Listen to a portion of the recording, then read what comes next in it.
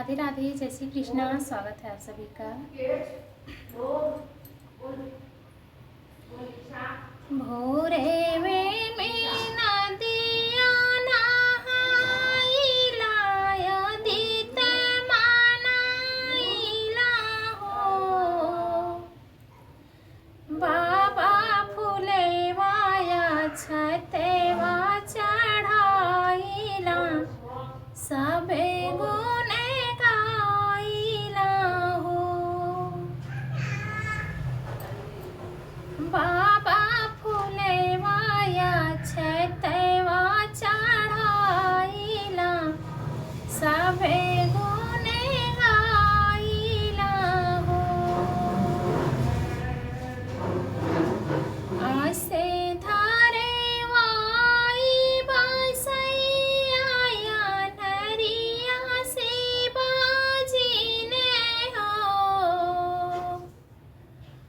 बाबा अंगने में मांगेला अंजोरे, मथवा नवाइला हो। बाबा अंगने में मांगेला अंजोरे, मथवा नवाइला हो।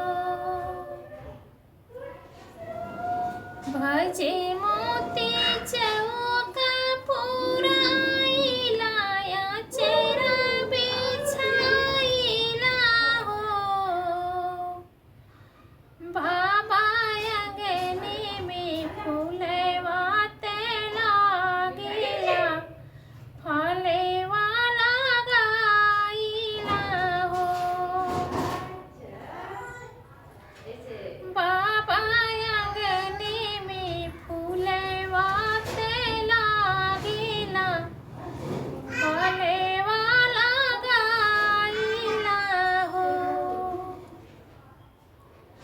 ताना देके कहेले जेठनिया, बाजे बाबा हिनियानु हो।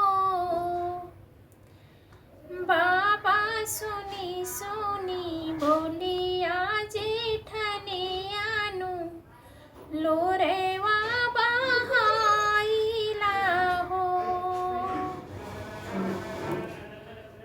बाबा सुनी सुनी बोलिया जेठनियानु, लोरेवा बहाइला हो।